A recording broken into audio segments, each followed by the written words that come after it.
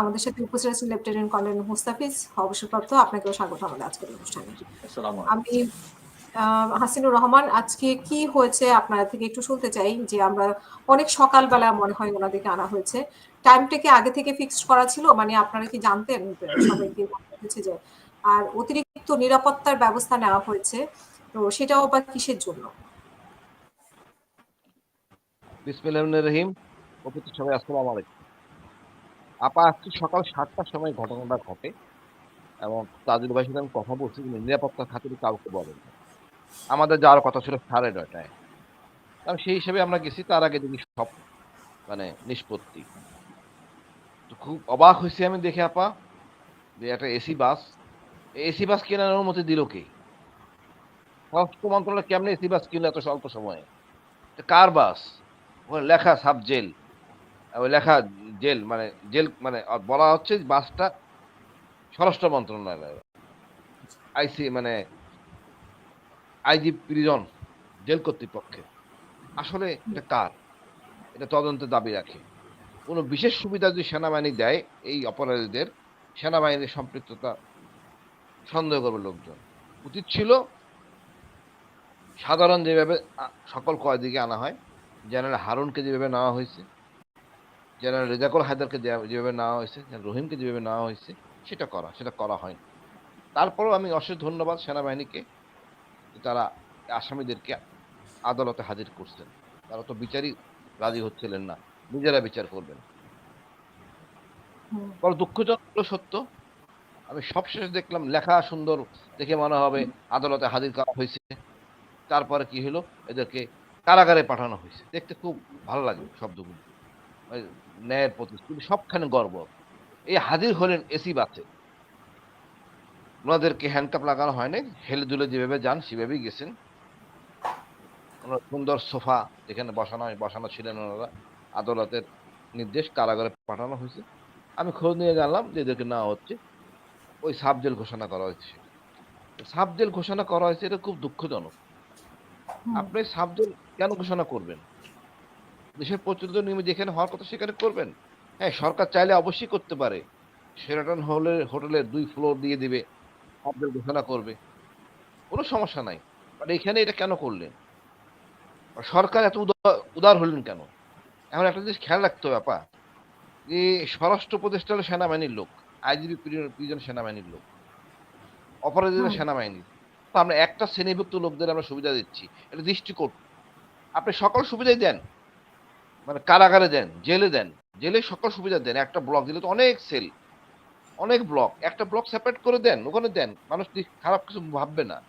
যেখানে পুলিশের আইজিপি জেলখানায় আছে, যেখানে মানে আমাদের উচ্চ আদালত বিচারপতি ওখানে আছেন, প্রধান নির্বাচন কমিশনার সাবেক, তারপরে প্রধান বিচারপতি, অন্যান্য অনেক গণ্যমান্য ব্যক্তি ওখানে আছেন। ইনারা এমন কি হলে যে ওনাদের ক্যান্টনমেন্টের ভিতরে রাখতে হবে? এখন আমার কথা আছে, এই ম্যাচটা হলো আমরা সবাই জানি এসি ম্যাচ। এই এসির বিল কে দিবে? এটাদের খাওয়ার বিল কে দিবে? জেল কোড মোতাবেক তাদের খাবারের মেনু হবে, টাকা বরাদ্দ হবে, সেই হিসেবে খাবার হবে। এগুলি কে দিবে? এনারা কাচের প্লেটে খাবেন চামচ দিয়ে। এটা তো মানে আমি তো বললাম না, এই ঘটনাটা কি, এটা পরিষ্কার করতে হবে সরকারকে। মানে কেন এখানে ওনাদেরকে আলাদা করে দেখা হচ্ছে? অন্যান্য অপরাধীদের থেকে ওনাদের বলা হচ্ছে যে ওনাদের অপরাধ এখনো প্রমাণিত হয়নি, বা এরকম অপরাধ প্রমাণ হলে তখন ক্যান্টনমেন্টে রাখার জন্য এই অফিসারদের মানে অনেকেই কম অপরাধী। অপরাধীর তো গুরুত্ব আছে, যে ধরছে আমাকে সে এক ধরনের অপরাধী, যে আমার টর্চার করছে সে আমার অপরাধী, যার আদেশ পেয়েছে তারা অপরাধী। এর মধ্যে অনেকেই আছে হয়তো লোকটাকে দেখেও নাই কোনোদিন, সিটিআইবির অনেকে আছে ওই সেলে যায় নাই, দেখে নাই, জানে তার কাছে আছে, এই এই আছে, এই জন্যই সে অপরাধী। এরা কোনো কথা মুখ খুলে নাই আপা, এই আইসিটি কোনো মুখ খোলে নাই, কারণ এদেরকে নিয়ন্ত্রণ করা হয়তো ক্যান্টনমেন্ট থেকে যেন তারা কথা না বলে, মুখ না খোলে। আমি এখনো মনে করি এই মুখ খোলাটা যাতে না হয়, এই জন্য ওই আইসি সাবদিল করা হয়েছে। তাহলে আমরা আসল সত্য ঘটনা জানবো না, আসল সত্য ঘটনা জানবো না। হাসিনা কি বলছে, তারেক সিদ্দিকী কি বলছে, আমরা সব জানতে চাই। এই জন্য সাব জেলে এটা সম্ভব না। এবং সাব জেলে দায়ভার, খরচপাতি, কারেন্ট বিল, খাওয়া দাওয়া, নিয়ম শৃঙ্খলা, এটা তো বৈষম্য সৃষ্টি করে। আপনি একই অপরাধে জিয়াউল হাসান জেলে আছেন, একে অপরের অন্যরা জেলে আছেন। তো কেন বৈষম্য হবে? আমি এটা হুম। মোটেও একমত না। এটা সেনাবাহিনীর ভাবমূর্তি নষ্ট হবে। সেনাবাহিনী যতই সুবিধা দিয়ে যাবে, সেনাবাহিনী নিজেদের মধ্যে বিতর্কের সৃষ্টি করবে। আজকের সাধারণ লেখালেখি এখানে দেখে তো সরকারও সুবিধা দিচ্ছে, শুধু সেনাবাহিনী না। এখানে তো সরকারও সুবিধা দিচ্ছে। স্বরাষ্ট্র মন্ত্রণালয় থেকে সুবিধা দিচ্ছে। সরকারও স্বরাষ্ট্র মন্ত্রণালয়ের এই মুহূর্তে আমি মনে করি দেরি না করে উনি পদত্যাগ করা উচিত। উনি না বুঝেন, আমি ডক্টর ইউনূস নোবেল বিজয়ী ওনাকে বলব উনাকে বুঝান এবং পদত্যাগ করতে বলেন। অন্তত স্বরাষ্ট্র মন্ত্রণালয় থেকে। উনি কৃষি মন্ত্রণালয়ে থাকুক। ও ঠিক ওইটা তিনি ভালো করতে পারবেন। এখানে উনি পারবেন না। উনি এই স্বজনপ্রীতি করে উনি বিতর্কে চলে গেছেন। আমার তো ক্ষোভ থাকবে। আমি কিভাবে ছিলাম? আমি যে জানি। আজমি স্যার কি হয়তো একটু ভালো ছিল, but Maruf sir, Iqbal, Arman তাদের সাথে এই ব্যবহার করা হয় নাই। ইভেন আপনারা তো আমাদের সাথে এই ব্যবহার করার সংবিধানে নাই। এমন আচরণ করছেন। কিন্তু এখন যদি এই কাজ করেন জনগণ খারাপ বলবে। এটা আপনাদের ব্যাপার। আমরা সমালোচনা করব নৈতিকতার কারণে। যাতে ন্যায় বিচার পাই। ন্যায় বিচারের চেয়ে বড় জিনিস হলো আমরা সত্য জানতে চাই। অনুশোচনা বোধ আসুক, অপরাধ বোধ আসুক, সত্য কথা বলুক। একজন সেনাবাহিনী কর্তৃপক্ষ এখনো পর্যন্ত বলে নাই এই শেখ হাসিনার জন্য আমাদের এই অবনতি, অবক্ষয়। কেউ বলে নাই। এইটা তো বলবেন। আপনার প্রতি অনুশোচনা, আপনার প্রতি অনুতপ্ত, দয়া মায়া কেন আসবে? আপনাদের হেরম দেখা যাচ্ছেন এখানে। আর স্বরাষ্ট্র উপদেষ্টাকে আমি বলবো ওনার থাকার কোনো এখতিয়ার নাই, উনি বিতর্কিত হয়ে গেছেন। উনি আসামি পক্ষের হয়ে গেছেন এবং উনি অবসর যাওয়া উচিত। আমার খুবই আপনজন উনি, আমার ডিজি ছিলেন, খুব পছন্দ করি। বাট এই মুহূর্তে নৈতিকতা প্রশ্নে আমি ওনার থেকে সরে আসলাম। আর ওনাদেরকে কি এবং করা হয়েছে? মানে কি করেছে ওনারা আদালতে গিয়ে? মানে ওনাদেরকে না জিজ্ঞাসাবাদ কিছুই করার নাই, কারাগারে প্রেরণ করা হবে।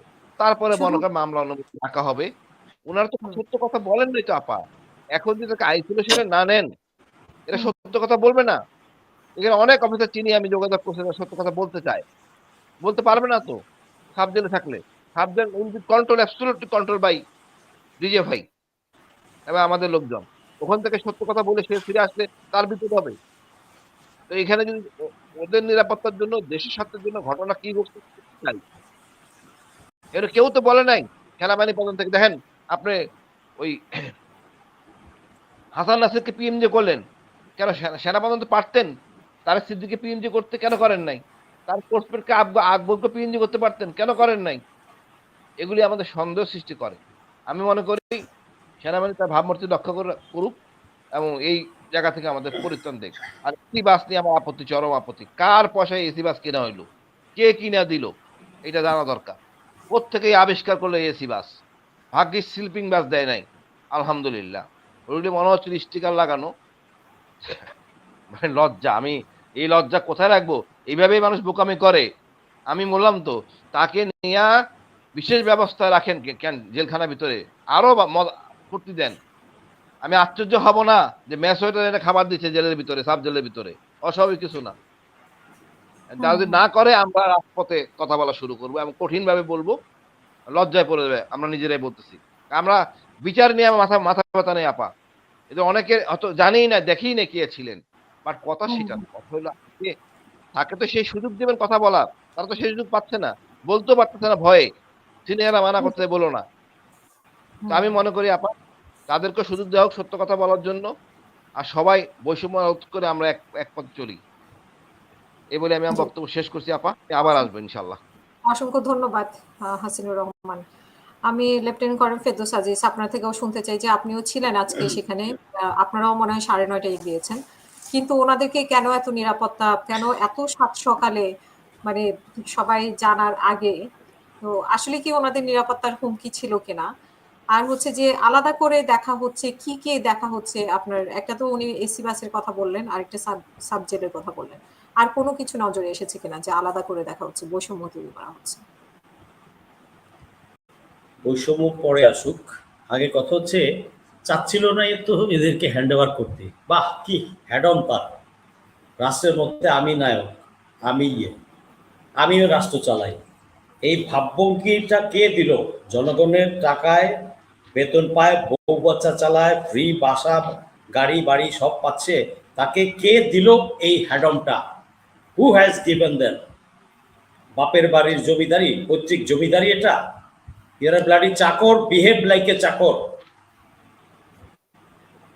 দিবে না মানে না দিয়ে যাবে কোথায়? জনগণের যে চাপ, আমি কালকে রাতেই ধরে নিয়েছি যে আজকে সকালে ঠিকই চলে যাবে, এবং আমার ইনটিউশনটা আমি বলি, এবং ট্রাফিক জ্যাম হওয়ার আগেই চলে যাবে। আল্লাহর রহমতে তাই হয়েছে। রাস্তা ফ্রি থাকতে থাকতেই সকালবেলা গিয়ে চলে গেছে। এটা জনগণের চাপ, সোশ্যাল মিডিয়ার চাপ, এবং অনেকেই হয়তো জানে বা অনেক কেউ কেউ হয়তো জানে না, ইউএন থেকেও চাপ আছে, চাপ এসছে। আমি একটা পোস্ট দিয়েছিলাম 4-5 দিন আগে, 1 মিনিট 26 সেকেন্ডের দাওয়াই ছিল, একটা পোস্ট ছিল। আমি তো 3-4-5 লাইনের দিই, বড় বড় লেখা লিখি না, বড় বড় লিখে একটু পড়ে না। আমি ওই দিন সকালেই জেনেছি যে আগের দিন 1 মিনিট 26 সেকেন্ড তাকে ধোলাই দেওয়া হয়েছে, যে you bloody will hand over them to the civil court from the UN. আমি খবর পেয়েছি। তো না দিয়ে তার কোনো উপায় ছিল না। আমার সেনাবাহিনী 100% দেশপ্রেমিক। আমার সেনাবাহিনীর প্রতিটা সদস্য বিচার চায়, তারা হাফ ছেড়ে বাঁচবে এদেরকে বিচার কমপ্লিট করতে পারলে। কারণ সেনাবাহিনীকে বিতর্কিত করেছে এই কুলাঙ্গাররা, হাসিনার পা ছেটে ভারতের সেবাদাস হয়ে এই কুলাঙ্গাররা পুরো বাহিনীটাকে তারা তছনছ করে দিয়েছে। এদের পাপ তো 4টিখানি পাপ না, শুধু কিলিংয়ের পাপ না, সেনাবাহিনীকে এই অবস্থায় আনারও একটা পাপ আছে, দেশের সাথে বেইমানি করার জন্য একটা পাপ, রাষ্ট্রদ্রোহী, ভারতের সেবাদাস পা চাটাটাও একটা পাপ, গোমূত্র খাওয়াটাও একটা পাপ। ওদের পাপের তো শেষ নাই। আর লাস্ট নিয়ে এসে হ্যাড অন দেখাচ্ছে রাষ্ট্রের সাথে, যে হ্যাঁ তুই কি করবি, তোর হ্যাড অন কোথায় গেল? হ্যাড অনটা কোথায় গেল? দিবে না মানে, আমি একজন আমাকে জিজ্ঞেস করছিল ইনবক্সে, দিবে না ভাই, আমি দিবে না মানে বাপ বাপ করে দিবে, তাই দিয়েছি। ধন্যবাদ। না, এটাতে আসারও কথা ছিল না, অনেকে তো সন্দেহ করেছিল ওনারা আজকে আসবে না। তো হ্যাঁ, আজকে এটা সন্দেহ ছিল, বাজারে ছিল। আমি যে কথাগুলো বলছি তা আমি আমার তথ্য অনুযায়ী বলছি, এবং আমার বিশ্বাস এবং আমার অ্যাসেসমেন্ট অনুযায়ী বলছি যে দিতে বাধ্য দেবে। কারণ আইনের হাত লম্বা। একবার যখন বিচারের খাতায়, আইনের খাতায় ডকুমেন্টেড হয়ে গেছে, এটাকে কারো বাপ কবর থেকে উঠে আসলেও রুখতে পারবে না। 35 বছর পরে কিন্তু বঙ্গবন্ধুর হত্যার মানে বিচার হয়েছে। বিচারটা ভুল হয়েছে, শুদ্ধ হয়েছে সেটা বলতে চাচ্ছি না, বাট হয়েছে, তো হওয়া ছাড়ছে তো হাসিনা। তো এটা যাবে কোথায়? এবং এইটা যেই বাধা দিবে বা এখনো দিয়েছে, এরাও আইনের আওতায় আনতে হবে। কারণ বিচার কার্যে বাধা দিয়েছে, বিচার কার্যে বাধা দেওয়াটাও অপরাধ। অতএব টুডে আর টুমরো ইউ নেভার নো, তাদেরকেও আইনের আওতায় হয়তো আনা হবে। যাই হোক, তো তারা আজকে সকালে গিয়েছে, সকালে উঠে আমি যাব কোর্টে। তো 8টার সময় আমি ফেসবুকে দেখলাম যে সুন্দর সুন্দর গাড়ি নিয়ে তারা গেছে। আচ্ছা, ভালো কথা। এখানে অলরেডি আমার বন্ধু বলে গেছে। তো এখানে সাবেকদের খবর কি? এই 15 জন তো গেল, সাবেক যে আরো 25টা না কয়টা, 26 জন অপরাধী আছে, সাবেকগুলার খবর কি? এটা জাতি জানতে চায়, আমিও জানতে চাই। এটা বলতে হবে, সাবেকগুলা কই? সাবেকগুলাকেও তো শেল্টার দিয়ে রাখছে। পালিয়ে গেছেন, তার ওনার কথা কিন্তু কিছু বলা হচ্ছে না, যিনি পালিয়ে গেছেন। হ্যাঁ, পালিয়ে গেছে, ওটা করা নেই। সে কি পালিয়ে গেছে নাকি তাকে পালাইতে বাধ্য করা হয়েছে? এখন আমি একটু বলি, একটু লম্বা হয়ে যাবে, তারপরেও বলি, জাতির জানা দরকার, কারণ এই জেনারেশন অনেক কিছুই জানে। আমি কিন্তু আপনার লাস্ট টক শোতে বলেছিলাম যে আমি চিন্তিত, তার নিরাপত্তা নিয়ে আমি চিন্তিত, বিকজ সে যারা পালিয়ে গেছে তারা তো সব জানে। আর রিসেন্টলি যে পালিয়েছে কবি, সে এমএসপি ছিল, MS to the prime minister. তো সে তো সব কিছু জানে। ওই জুলাইয়ের সময় ছিল আদেশ নির্দেশ, কিভাবে সে পাস ডাউন করেছে, কে কি বলেছে, কি আদেশ দিয়েছে, সব জানে। এটা তো ওই ফ্যাসিস্টের জন্য বিপজ্জনক। প্রেজেন্ট রেজিমের যে রেসপন্সারগুলা এখনো চাকরি করে যাচ্ছে, এদের জন্য বিপজ্জনক। সো এরা ফেসে যাবে, সেই ভয়ে একে পালাতে দেওয়া হয়েছে। আচ্ছা, তুই যে বারটা বউ বাচ্চা নিয়ে পালাইলি, মূর্তি দেশে মূর্তি, বিচার ফেস করতি, ওখানে গিয়ে যে নিরাপদ থাকবে তার গ্যারান্টি কে দিবে? ওর মাতা কি ওখানে চিনবে? মাতা মিয়া হাসিনা, মিয়া খলিফা মিয়া হাসিনা কি এখন চিনবে তাকে? মোদি বাবাজি কি চিনবে? আমরা ইতিহাসে যদি পিছনে যাই 50 বছর আগে, গাজী গোলাম মোস্তফা, মোস্তাফিজ হয়তো দেখে নেই, ছোট জন্ম হয়েছে তখন। গাজী গোলাম মোস্তফা, আচ্ছা পড়েছ, গাজী গোলাম মোস্তফা ওই সময় পালিয়ে ভারতে গিয়েছিল। তারপরে তার পরিণতিটা কি হয়েছে সেটা তো জাতি জানে। তো এদের পরিণতি যে ওরকম হবে না সেটা কিভাবে বলি? আমি সেই দিন এই জন্য শুধু হালকা বলেছিলাম টকশোতে, আপনার টকশোতে, যে আমি তার নিরাপত্তা নিয়ে নিশ্চিত, মানে চিন্তিত। অপরাধ করেছে আমার ভাই, ওর বিচার এখানেই হবে, ওর বউ বাচ্চা এই দেশে শান্তিতে থাকবে। ওর বিচার হলো জেল হোক বা ফাঁসি হোক, যাই হোক, 20 বছর হোক, 33 বছর জেল হোক, বাট অ্যাটলিস্ট ওর বউ বাচ্চা পরিবার এই দেশে মাটিতে শান্তিতে থাকবে। গাজী গোলাম মোস্তফার মতো যদি পুরা ফ্যামিলি সহ শেষ হয়ে যায়, সেটার গ্যারান্টি কে দেবে?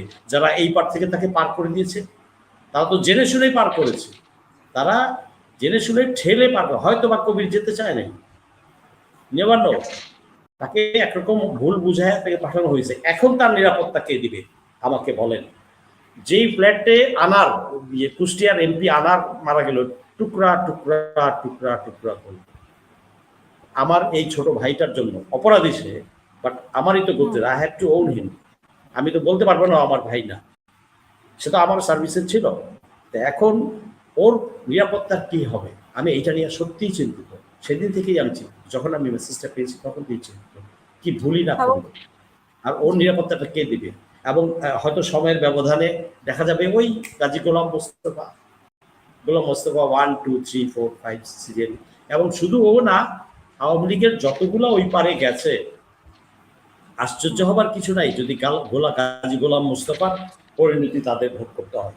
ইলেভান হয়তো হবে, আমি চাই না ওরা ফেরত আসুক, এই দেশের মাঠে বিচার হোক, ওদের বউ বাচ্চা অ্যাটলিস্ট বিচারের পরে শান্তিতে থাকবে। আমি আহ্বান জানাবো আপনার অনুষ্ঠানের মাধ্যমে, যারা যারা পালিয়ে গিয়েছো, মিলিটারি, সিভিল, আমলা, যেখানেই গেছো, ভারতে গেছো বা বিদেশে গেছো, ফেরত আসো ভাই, ফেরত আসো, বিচারটা ফেস করো, একটা ফয়সালা হয়ে যাবে। আর তাহলে ইন অ্যাবসেন্সিয়া যে রায়টা হয়ে যাবে, তখন সারা জীবন আর দেশে ঢুকতে পারবে না, তোমার বউ বাচ্চাও ঢুকতে পারবে না, কারণ কান টানলে মাথা আসে। তোমার বউ বাচ্চা এয়ারপোর্টে আসলে তখন তো আইন তাকে ধরে বসবে, তো বউ বাচ্চার অপরাধ না থাকলেও তাকে ধরে বসবে, তখন কি করবে? এই বোকামিটা করছে। মইনু আহমেদ আজকে ঢুকতে পারবে? মইনু আহমেদ তার ডেড বডি, তো আমি পোস্ট দিয়েছি ফেসবুকে, dead body of mister Moinu Ahmed must not be buried in the land of Bengal. আমি নিজে দিয়েছি, আমি বলছি আপনাকে ফেসবুকে, আমি ফেরদৌস আজিজ এই পোস্ট দিয়েছি। তো এই বেঈমানদের, মির্জাফরদের বাংলার মাটিতে তো ডেড বডিটাও আনতে পারবে না। ওরা যা করেছে 16 বছরে, যত গুম খুন হত্যা করেছে, দেশের স্বার্থ বিলিয়ে দিয়েছে, বিক্রি করে দিয়েছে, এদেরকে কে জায়গা দিবে বলেন? তো জায়গা দিবে না। আচ্ছা, সাবজেল স্বরাষ্ট্র উপদেষ্টা, মানে একে আমি কোন ভাষায় বলবা? আমারই বস ছিল, আমার নিজের কাছেই খারাপ লাগে। আর্ম ফোর্সেস ডিভিশনে, সশস্ত্র বাহিনী বিভাগে যখন উনি পিএসও ছিলেন, আমি ওনার সাথে লাস্ট 1 বছর তার স্টাফ অফিসার ছিলাম, G1 grade 1 staff lieutenant colonel হিসেবে। তারপরে আমি মিশনে চলে যাই, 1 বছর 1 মাস ছিলাম। এই ভদ্রলোককে তো সম্মান করতে চাই, কিন্তু উনি নিজেই তো সম্মান চান না, উনি নিজেই তো সম্মান চান না। ওনার কি আত্মসম্মান বোধ, আত্মমর্যাদা, মেরুদণ্ড বলতে কিছু নাই? আসলেও নাই, আসলেও নাই। যারা ওনাকে চিনে সেনাবাহিনীতে, আসলেও নাই। আপনি ওই মিয়া কি করছস, কি দিয়া খাইছস, কয়বার গেছস, মামু আইসেনি, এগুলাতে মানুষের সাথে চিপ পপুলারিটি আর্ন করা তো তার কাজ না, না তার তো কাজ না, তার চিপ পপুলারিটি কাজ না। আর এই ভদ্রলোক সবার সাথে সুবিধা দিচ্ছেন কেন? মানে নিজে ওনাদেরকে সুবিধা দিচ্ছেন কেন? আর স্পেশাল আচ্ছা, ওটা আসছি। একটা কথা জেনে রাখি আমরা, যে সবার সাথে ভালো, সে প্রকৃতপক্ষে 2 নাম্বার, সে ইমানদার না। ইমানদার ব্যক্তির ভালো সাপোর্ট বেশি থাকবে, খারাপটাও থাকবে। আর সবাই যার বন্ধু, তার মানে ওই ব্যক্তিটা গলদ আছে ভিতরে। তো he is of that type. আমি ব্যক্তি অ্যানালাইসিস করতে আসি নাই। উনি সাবজেল দিলেন কেন? উনি কার প্ররোচনা দিয়েছেন? কে তাকে আদেশ দিয়েছে? জাতি তাকে দিয়েছে পারমিশন? জনগণ তাকে দিয়েছে আইনের ব্যত্যয় ঘটানোর জন্য? উনি কার উদ্দেশ্যে? উনি কি রয়ের কথা দিয়েছেন? পরিষ্কার করতে হবে। হাসিনার কথা দিয়েছেন? পরিষ্কার করতে হবে। উনি তো হাসিনার আমলে এমপি নমিনেশনও চেয়েছিলেন। আমাদের দুর্ভাগ্য যে এই সমস্ত লোকগুলাকে তুলে আনা হয়েছে উপদেষ্টা হিসেবে। বিতর্কিত ব্যক্তি, 111-এর বিতর্কিত ব্যক্তি মাসুদ উদ্দিন চৌধুরীর সাথে এরা ঘুচুম করেছে, ঘুচুম কয়েকজন মিলে, আমার চোখের সামনে দেখা, আমি এমনিতে তো তখন। এদের তো বিচার হওয়া দরকার, এদের বিচার হওয়া দরকার। যেই অপরাধীর বিচার হওয়া দরকার, কত সৌভাগ্য এই জাতির, সেই চোর পাটপার গুলাকে, কুলাঙ্গার গুলাকে আমরা উপদেষ্টার চেয়ারে বসিয়েছি। He must be kicked out from this office. Say deserve করে না আর এক মুহূর্ত থাকা, কারণ সে এই যে 16 বছরে যে গুম খুন যারা হয়েছে, যে অত্যাচারিত হয়েছে, নির্যাতিত হয়েছে, সকলের হৃদয়ে আঘাত দিয়েছে, সকলের বিচার ইনসাফের জায়গায় সে হাত দিয়েছে, সে বেইমানি করেছে। সে কি রয়ের প্রেসক্রিপশনে দিয়ে এই সাবজেল ঘোষণা করলো রাতারাতি, নাকি ওয়াকারের নির্দেশে করলো, নাকি ইউনুসের নির্দেশে করলো, নাকি রয়ের কাছ থেকে কয়েক কোটি টাকা খেয়েছে? I have a doubt, I can always raise a question. তুমি যদি টাকা নাও খেয়ে থাকো, this question will come up. Why did you? How many crores you have taken from Raw or Hasina or Aomi League? আপনি কার কাছ থেকে কত টাকা পেয়েছেন তার হিসাব দেন। মিয়া ফাইজলামি করেন জনগণের রক্তের সাথে, ডেড বডির সাথে। উনি জানেন না লাশ পুরানো হয়েছে ভ্যান গাড়িতে? উনি জানেন না লাশ অনেকের পায় নাই? উনি জানেন না গুম কতটা হয়েছে, অনেক ব্যক্তি ফেরত আসে নাই? কি মানুষের বাচ্চা? Is he a human being? সেও তো ফাদার, সন্তানের বাবা। কিভাবে সেই কাজটা করতে পারলো?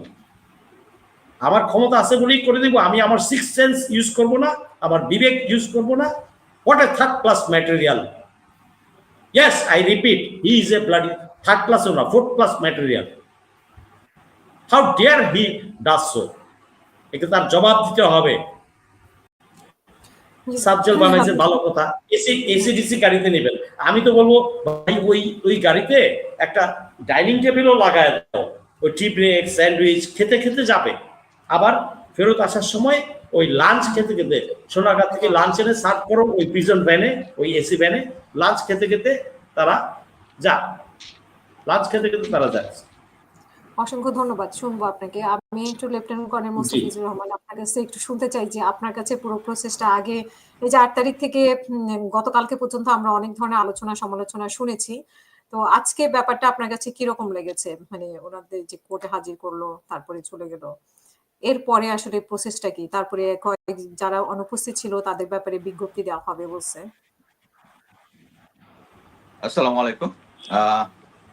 প্রথমে আমি যেটা বলতে চাই যে সবার মধ্যে একটা সংশয় ছিল, এটা হাসিন স্যার এবং ফেরদৌস স্যার বলেছেন। আমার ভিতরে অ্যাকচুয়ালি কোনো সংশয় ছিল না। আমি যে সমস্ত জিনিস ফলো করতেছিলাম যে এরকম একটা সিচুয়েশনে অ্যাকচুয়ালি সেনাবাহিনীর মানে তাদেরকে কোর্টে হাজির করা ছাড়া কোনো উপায় থাকবে না, কারণ আর্মিকে নিয়ে অলরেডি জনগণ অ্যাকচুয়ালি বলবো যে ঐক্যবদ্ধ হচ্ছিল। আমরা সোশ্যাল মিডিয়া যেহেতু সবসময় মনিটর করি, বাট এইটা আমি বলবো যে তাদেরকে কোর্টে হাজির করা হয়েছে শুধু এই আইনটা ফলো করা হয়েছে।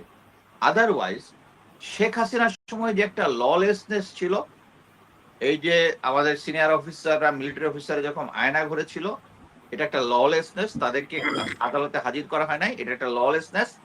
সেম ললেসনেস এখন এক্সিস্ট করতেছে। তাদেরকে প্রেফারেন্সিয়াল ট্রিটমেন্ট দেওয়া হচ্ছে, তাদেরকে এসি বাস দেওয়া হচ্ছে, তাদের জন্য সাবজেল করা হচ্ছে। হাসিন স্যার যেহেতু অভিজ্ঞ, আমারও জেলের অভিজ্ঞতায় আছে, এই কারণে আমার ফাদার জেল সার্ভিসে ছিলেন, সো আমি এই জিনিসগুলো জানি, কাছে থেকে দেখেছি। সেটা হচ্ছে তাদের প্রত্যেকটা বন্দির জন্য একটা খাবার বরাদ্দ দেওয়া হয়, ওই বরাদ্দ খাবারটা তাদেরকে দেওয়া হয়। বাট এখন এটা নিশ্চিতভাবে বলা যায় যে তাদেরকে ক্যান্টনমেন্টের ভিতরে রেখে অ্যাকচুয়ালি তাদেরকে একটা প্রেফারেন্সিয়াল ট্রিটমেন্ট দেওয়া হচ্ছে। কেন দেওয়া হচ্ছে? এই কেন দেওয়াটার মানেটা হচ্ছে এখানে হচ্ছে রিয়েল কোশ্চেন। সেটা হচ্ছে ফার্স্ট হচ্ছে আমরা সবাই জানি যে শেখ হাসিনার সময় এই লোকগুলো ছিল হচ্ছে তাদের মাসল পাওয়ার। এর মধ্যে সবচেয়ে ক্লোজ ছিল হচ্ছে মেজর জেনারেল কবির, যে আমার কোর্সমেট।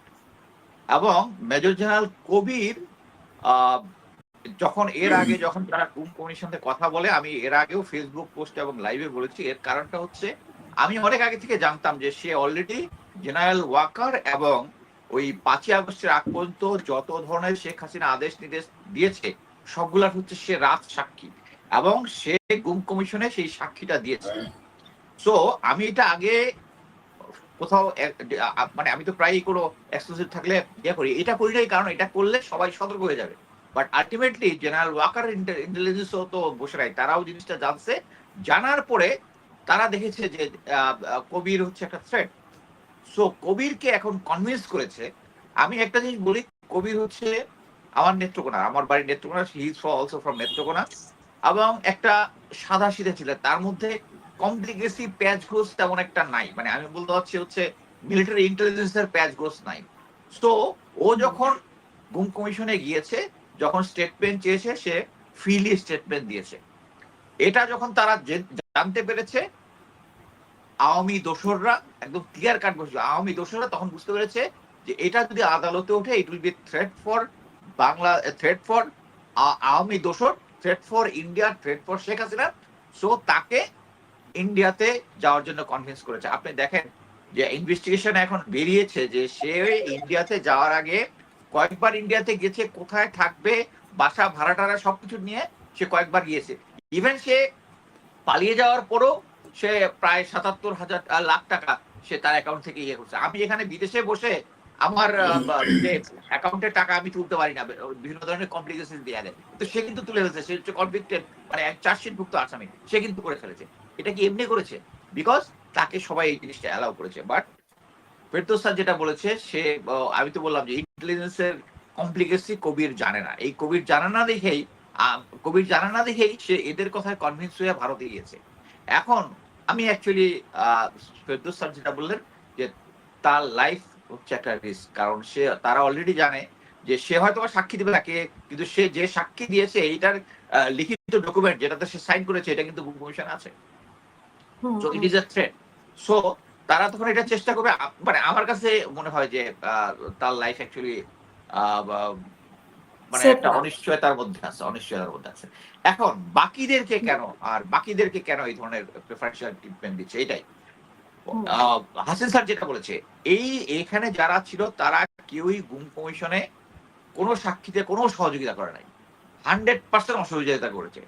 আপনারা যদি নাবিলা ইদ্রিসের একটা ভিডিও সাক্ষাৎকারে দেখেন, সে বলতেছে যে মিলিটারি একটা নর্মাল রমস, যে আমি যদি ডাইরেক্টর সিটিআই বিষয়ে পোস্টিং থাকে, এটা একটা চিঠি আছে, কে কার পরে আসছে। তাদেরকে যখন জিজ্ঞেস করা হচ্ছে ডিজিএফআই কে, বলছে আমাদের কোনো অনার বোর্ড নাই। অনার বোর্ড নাই হচ্ছে যে যখন যে অ্যাপয়েন্টমেন্টে থাকে তার পিছনে একটা অনার বোর্ড থাকে, তার মধ্যে কত কোন ডেট থেকে কোন কে দায়িত্বে ছিল এটা লেখা থাকে। অনার বোর্ড যেহেতু নাই, এই জন্য তারা বলতে পারবে না। এখন একটা জিনিস দেখতেছে, হাইয়েস্ট লেভেলের তারা অসুবিধা করেছে, এবং তারা যেটা চাচ্ছে,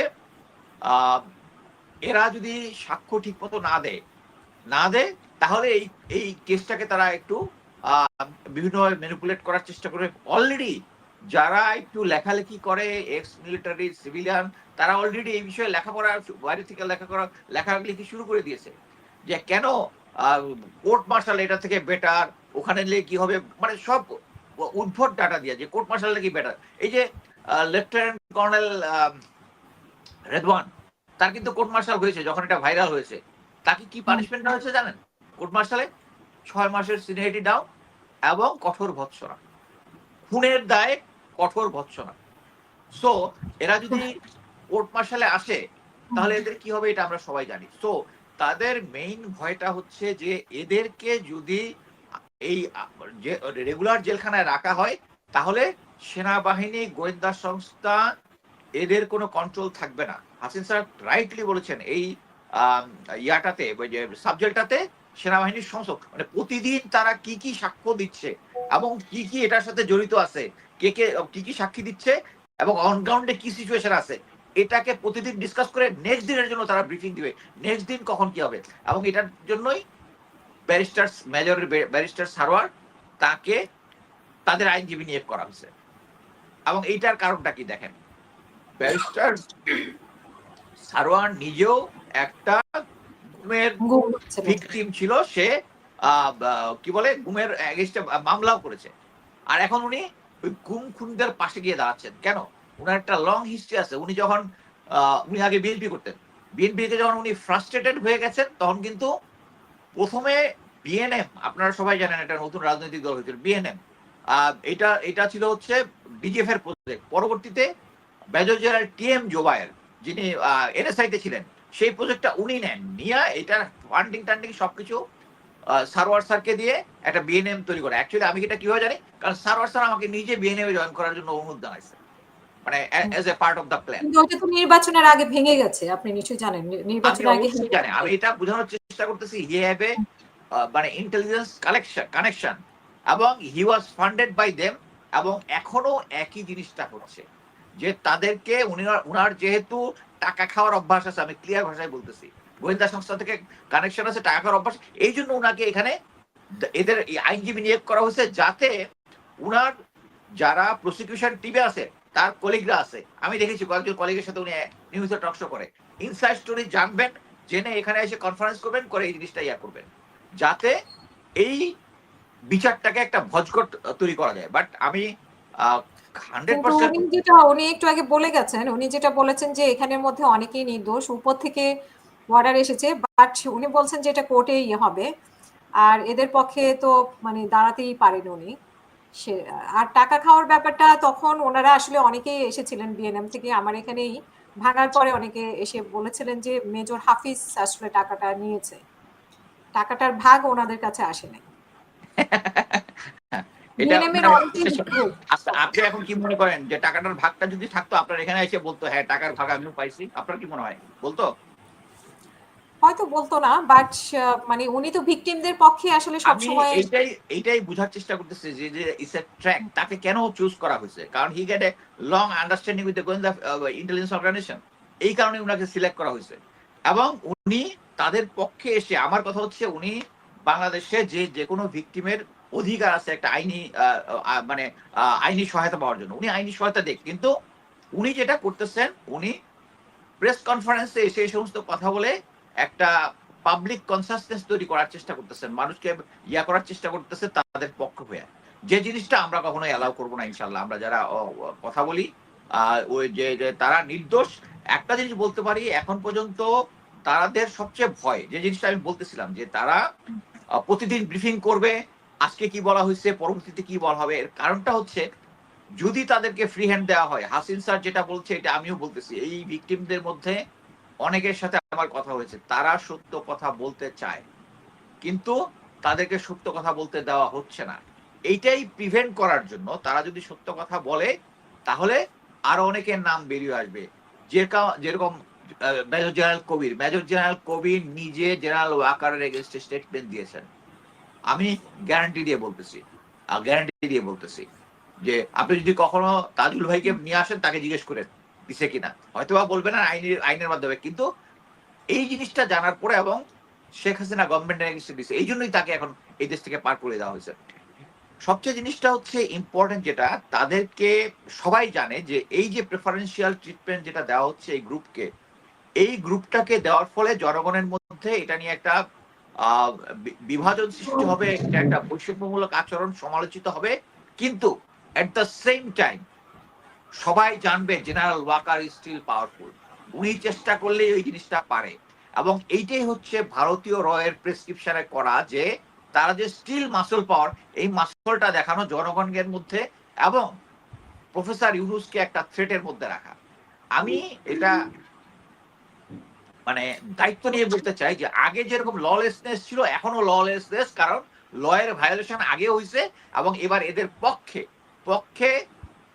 হচ্ছে, এবং এটা সহায়তা করতেছে হচ্ছে উনি খুব ভালোভাবে, মানে অনেকে আমাকে সাবজেল নিয়ে কথা বলেছিলাম, যে সাবজেল এটা কোনো ব্যাপারই না, কারণ স্বরাষ্ট্র মন্ত্রণালয়ের সাথে ওনার নিয়মিত যোগাযোগ আছে, এবং আইজি প্রিজন হচ্ছে brigadier general Motahar, is a military officer, তার সদিচ্ছা থাকলেও হয়তোবা জেনারেল ওয়াকারের এগেইনস্টে যেতে পারবেন না, যে না তাকে। বাট আমি মনে করি এই যে একটার পর একটা কাজ যারা জেনারেল ওয়াকার করে যাচ্ছেন, প্রথমে ওনারা চেষ্টা করেছেন এদেরকে যেন সেনা আইনে বিচার হওয়ার চেষ্টা করার জন্য, এটা নিয়ে ক্যাম্পেইন করেছেন, অনেক কিছু করেছেন, সাকসেসফুল হন নাই। তারপরে আমি অ্যাকচুয়ালি ব্যারিস্টার তাজুলকে স্যালিউট করি, মানে উনি যেভাবে স্ট্রং ছিলেন, এটার জন্য এই পর্যন্ত আসতে পেরেছেন। এবং পরবর্তীতে যেটা হবে, উনি যখন এই সাক্ষীগুলো কন্ট্রোল যখন নিতে পারবেন, তখন কিন্তু আরো 100-150 অফিসারের নাম বেরিয়ে আসতে পারে। এইটাই উনি এই মুহূর্তে প্রিভেন্ট করতেছেন, এবং এইটাই সহায়তা করতেছেন আমাদের স্বরাষ্ট্র উপদেষ্টা এবং ব্রিগেডিয়ার মোতাহার যিনি আইজি প্রিজন্স, তাদেরকে যদি নর্মাল জেলে রাখা হইতো, আমরা ভালো মতোই জানি মেজর জেনারেল জিয়াউল আহসান এবং অন্যান্য যারা আছে তারা ওই জেলের ওই পার হেড যে ইস্যু, খাবারের জন্য টাকা ওইটা খান না, তারা ইয়া থেকে খাবার আসে এটা দিয়ে আমরা তেমন বেশি কথা বলি না, কারণ হচ্ছে ওকে তারা করুক, but still they are in jail.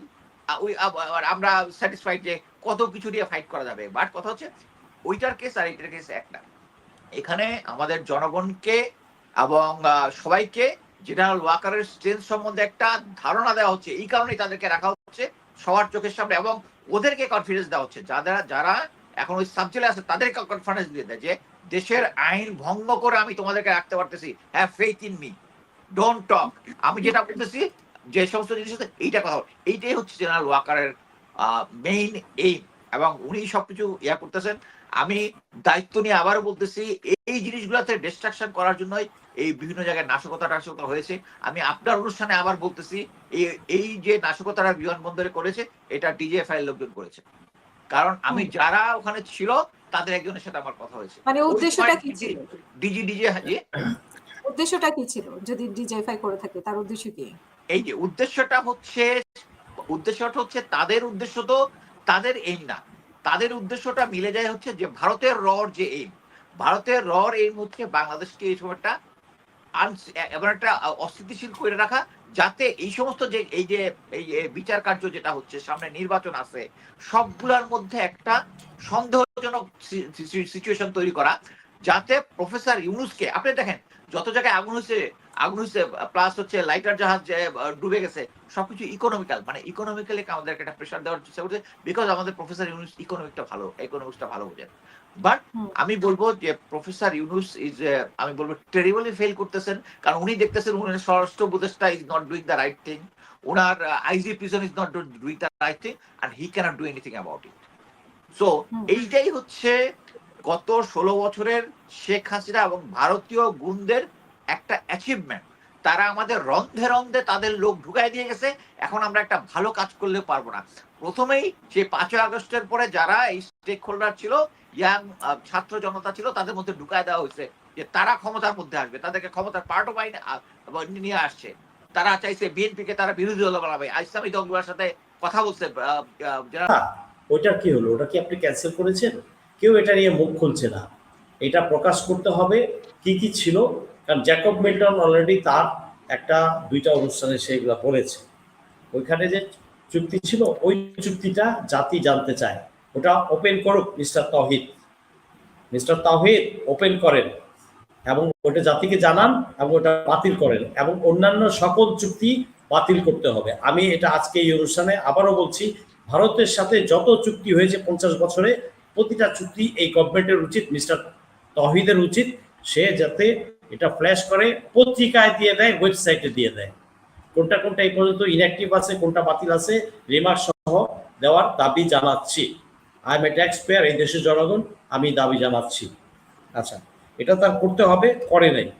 আচ্ছা, দ্বিতীয় কথা হচ্ছে যে এই তারপরেও কিন্তু সে এই যে কিছুদিন আগে যে পাকিস্তান ডেলিগেশন ঘুরে গেল না, পাকিস্তান কিন্তু এর আগে 2বার মাফ চেয়েছে, ভুট্টো যখন আসছে তখনও ডিপ্লোম্যাটিক ল্যাঙ্গুয়েজে বা তারা ইংলিশে বলেছে মাফ চেয়েছে।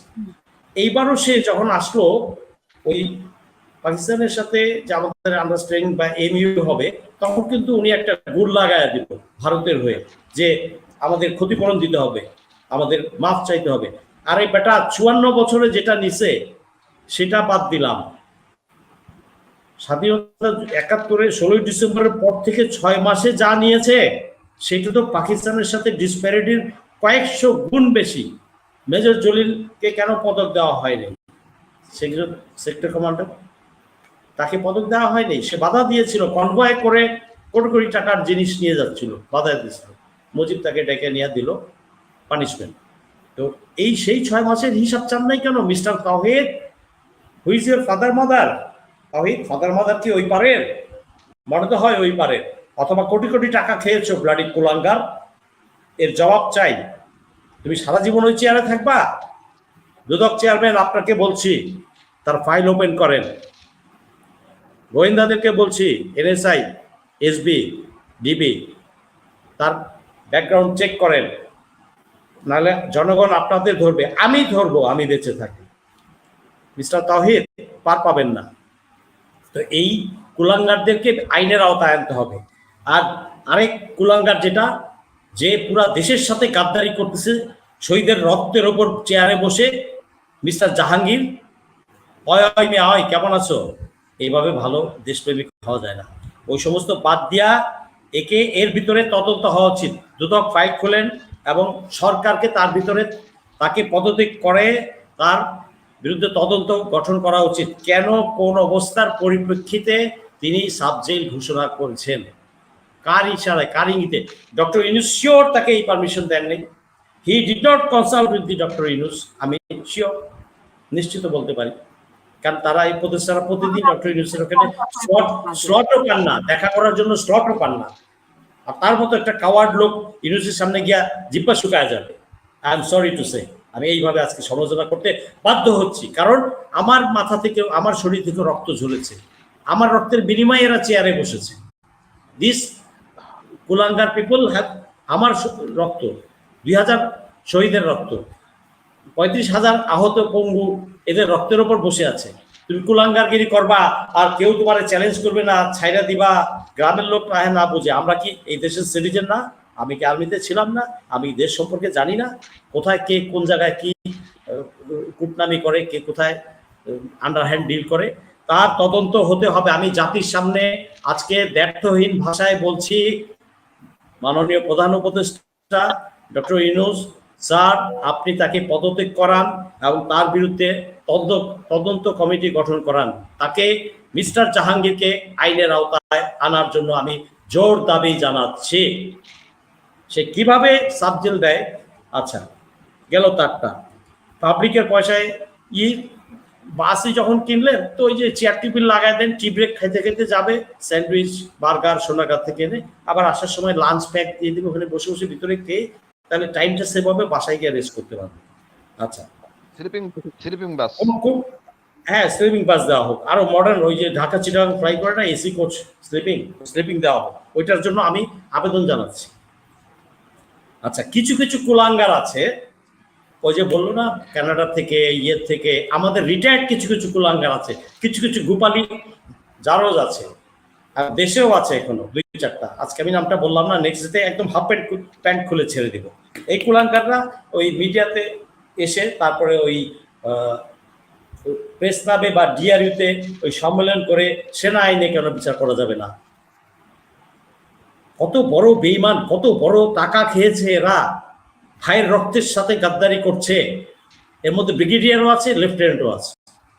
আমার মনে হয় এইভাবে বলাটা ঠিক, মানে কুলাঙ্গার বলাটা কি ঠিক হবে কিনা সেটা। এরা কি ভালো কিছু? এরা ভালো কিছু? এদের কর্মই বলে দেয়। ঠিক আছে, আপনার আপত্তি থাকলে ঠিক আছে, বলবো না, আরো বড় কিছু বলবো তাই। আচ্ছা আচ্ছা, এই যে এদেরকে দিবে, পরিবারের সাথে তো এরা দেখা করবে। আপনি যে সাবজেক্টে রাখতে দিবেন, ডেইলি পরিবারের সাথে দেখা হবে, বা রাত্রে গিয়ে বাসায় থাকবে কিনা আপনি জানেন? What is the guarantee? Who gives the guarantee? এক, তাহলে তার জেলের ফিলিংসটা কোথায় হইলো?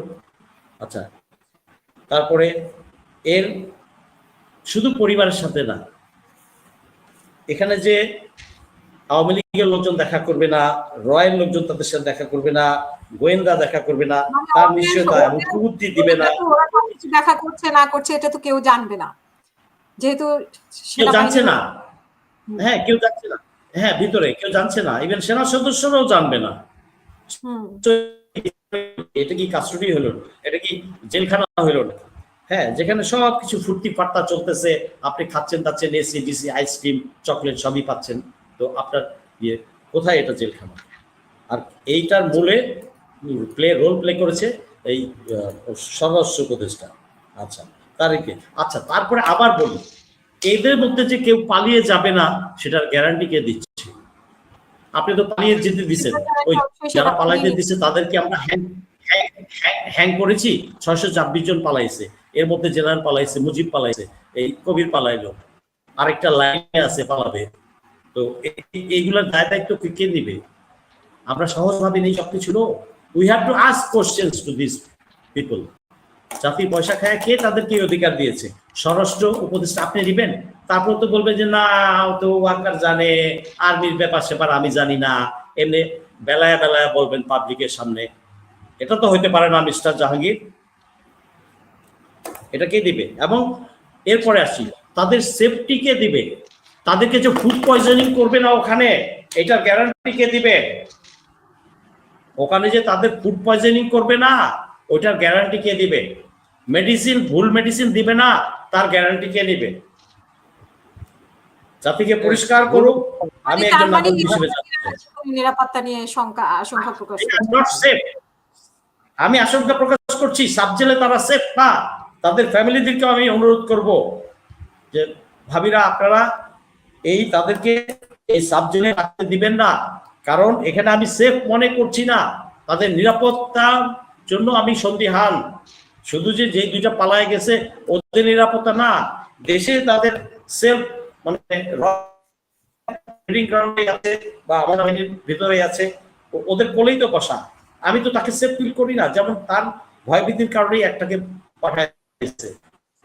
এই ভালো কথা সত্য কথা বলতে যাবে, তাহলে ওরা একসাথে মিটিং একসাথে করে যার মুখ থেকে মনে হবে, যার মোটিভ থেকে মনে হবে সে বলে দিতে পারবে। তাকে ফুড পয়জনিং করবে না, ভুল ইনজেকশন দিবে না ট্রিটমেন্টের নামে। তার গ্যারান্টি কোথায়? কোথায় তার গ্যারান্টি? কে দিবে? আমি দিব? হাসিন দিবে? ও দিবে? স্বরাষ্ট্র উপদেষ্টা দিবে? ওই যে বেলায় বেলায় কথা কয় রৈশ্যা বন্ধু, সকলের রৈশ্যা বন্ধু উনি দিবে? ওনার বিরুদ্ধে ইমিডিয়েটলি তদন্তের আহ্বান জানাচ্ছি আমি প্রধান উপদেষ্টার কাছে। কে দিবে? এদের নিরাপত্তার জন্য আমি হুমকি মনে করছি সাব জেলে থাকা, যদিও তারা প্রথম বুঝতে পারছে না, but you never know. Valid মানে দুই চিন্তা যারা ক্রিটিক্যাল সাক্ষী হয়ে যেতে পারে বা মুখ খুলে দিতে পারে, তাদেরকে করে দিতে পারে। পিডিআর ইনসিডেন্টের পরে আপনারা জানেন 17 বা তারও বেশি সৈনিক দেখা গেছে যে আত্মহত্যা করেছে জেলখানায়। আরে শাওয়ারে, বাথরুমের শাওয়ার কতটুকু হাইট, ওখানে আত্মহত্যা করেছে। কারণ ওই সময় যারা সত্য বলতে চেয়েছিল তাদেরকে রাতের অন্ধকারে আব্দুল কাহার আকন আর এই লেফটেন্যান্ট জেনারেল মইনুল দিদেন ডিজি, তখন যে ডিজি হয়েছিল, এরা ওখানে কুলাঙ্গা শব্দটা তো ইউজ করতে দিচ্ছে না, আর মাল্টি চারজ টারজ এগুলো কিছু বলা দরকার। এদেরকে মেরে ফেলেছে, এদেরকে মেরে ফেলেছে যারাই মুখ খুলতে চেয়েছিল। আলামত নষ্ট করেছে। 8ই আগস্টে আব্দুল কাহার আকন কিভাবে চলে যায়? আব্দুল কাহার আকন আর জেনারেল মইনুল, এটা টকশোতে আমাদের অন্যান্য অফিসারও বলেছে কিভাবে আলামত নষ্টকারী এদেরকে এখনো কেন আইনের আওতায় আনা হয়। ইন্টারপোল দিয়ে আব্দুল কাহার আকনকে ফেরত আনা হোক। তো আমি সেই জন্যই বলছি যে প্রিভিয়াস এক্সপিরিয়েন্স থেকে এদের life is at threat sub জেলে থাকা। আমি ওই অ্যাঙ্গেলে জিনিসটা দেখছি, আমি পুরো জাতিকে জানাচ্ছি। হ্যাঁ, কারণ তার সুবিচার পাওয়ার অধিকার আছে। সে দোষ করেছে, অপরাধ করেছে, কিন্তু তার সেলফ ডিফেন্সের রাইট আছে। তার সেলফ ডিফেন্সের ওই অপরাধী অফিসারও তারও জীবনের নিশ্চয়তা, তারও নিশ্চয় তার যে লাইফ থ্রেট আছে আমি মনে করি। আচ্ছা, তারপরে আরেকটা জিনিস, এই যে ওখানে রাখছে, এটা জনমনে অসন্তোষ সৃষ্টি হচ্ছে এবং সেনাবাহিনীর ভিতরেও একটা ক্ষোভ তৈরি হবে। সবাই, আমি বলেছি আপনাকে একটু আগেই যে সেনাবাহিনীর 100% দেশপ্রেমিক, সেনাবাহিনীর 100% চায় যে অপরাধীর বিচার হোক, কারণ তারা এই দুর্নাম, এই কলঙ্ক বয়ে বেড়াতে চায় না, কেউ না। সার্ভিং অফিসার, সৈনিক কেউ চায় না। আমি আপনাকে হলফ করে বলছি এই কথা, মোস্তাফিজ জানবে ভালো, আমার বন্ধু হাসিনও জানবে, কেউ চায় না এই কলঙ্ক গায়ে বহন করতে। তারা এই কলঙ্কের দাগ যত তাড়াতাড়ি মুছে যায় তত তারা স্বস্তি ফিল করবে। অতএব এখানে যে বলছে ওখানে রাখছে, নো, এটা ডিফারেন্ট ডাইমেনশন ওপেন হবে ভিতরে রাখাটার জন্য।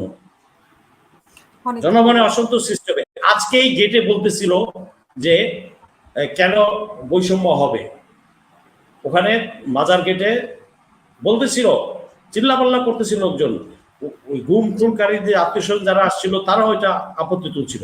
ধন্যবাদ, আমি এখানে থামছি, পরে জি জি অসংখ্য ধন্যবাদ। আমি হাসিনুর রহমান আপনার কাছে যেটা জানতে চাই যে এখানে বলা হচ্ছে যে ওনারা ডাইরেক্ট হয়তো করেনি, কিন্তু ওনাদেরকে যে আদেশ করেছে মানে তার অপরাধটা, এবং তাদেরকে কিভাবে বিজ্ঞপ্তির মাধ্যমে তাদেরকে খুঁজে আনা হবে বা মানে বিজ্ঞপ্তি দেওয়া হবে পরে সিস্টেম অনুযায়ী, যেটা বলেছেন ট্রাইব্যুনাল। তো সেইভাবে আপনি কতটা আশাবাদী যে তাদেরকে আনতে পারবে কিনা, বিচারের মুখোমুখি করতে পারবে কিনা? তো সেখানে এইখানে আবার যদি নির্দোষ প্রমাণিত হয় কেউ কেউ, সেটাও আবার কি? আর এখন কার প্ল্যানে আসলে সবকিছু চলছে, মানে ওয়াকারের প্ল্যানে নাকি তারেক সিদ্দিকীর প্ল্যানে, না ভারতের প্ল্যানে আসলে এই কাজগুলো হচ্ছে বলে মনে করেন আপনি? আপা, ওয়াকার কিন্তু অত খারাপ না, সে বাইরের প্রেসক্রিপশনে চলতেছে। তার সিদ্দিকি বলেন, তার প্রশ্ন আকবর, আর তার দুই বিশ্বস্ত ব্রিগেডিয়ার জেনারেল আছে ডিএমআই, আর সিওএসি, এই হলো তার নেটওয়ার্ক। এখন এখানে যে সমস্যাটা ফেরদৌস বলছি সেটাকে শেষ করে আসি। দেখেন, ক্যান্টনমেন্টের ভিতরে অস্ত্র নিয়ে ঢোকা নিষেধ, মোস্তাফিজ জানে। পুলিশ ঢুকতে পারে না, অস্ত্র নিয়ে ক্যান্টনমেন্টে ঢুকতে পারে না। এবং এই অস্ত্র ছাড়া ডিউটি কিভাবে করবে কারারক্ষী বাহিনী? ওইটা গার্ড দিবে কে? সাব জেলের কারারক্ষী। ওখানে ওদের জন্য রান্না বান্না কে করবে? কারারক্ষী সিস্টেম মোতাবেক, নাকি অফিসার মেসে খানা যাবে ওখানে? কাঁচের প্লেট, তো চামিচ, ম্যাচ ওয়েটার। আমি জানি না মেয়ে ম্যাচ ওয়েটার নিচে কিনা মোস্তাফিজ নতুন নিয়মে সব হতেও জায়গায় পারে। ঢুকাইছে। আমার কথা হলো, নিয়ম সবার, আইন সবার জন্য সমান। এখানে ডাক্তার শিবিরে কোথায় নেবে? সিএমএইচ কেন? আমরা লাইন ধরতাম জেলখানার মধ্যে, লাইন দিয়ে আমাদের আসতো, তার দ্বারাই আমরা চিকিৎসা নিতাম। ওই যেন রেজাকুল হায়দার আমি তাই দেখছি, রহিম স্যারকেও তাই দেখছি। বিরোধী। কি সুখে আছেন ওনারা, কোন খুশিতে? ওখানে আইজিপি প্রিজন আছে পুলিশের, না হলো 10 জন পুলিশের ডিআইজি আমাকে রিং করছে, বাইরে কেন হইলো? আমি বললাম, আমরা অথর্ব, ওই বাহার সাহেব আছে একজন ওখানে, আর তার বন্ধু আছে খোদা বক্স, এই দুইজনে কি করছে? স্বরাষ্ট্র প্রদেশ বোঝানো উচিত ছিল।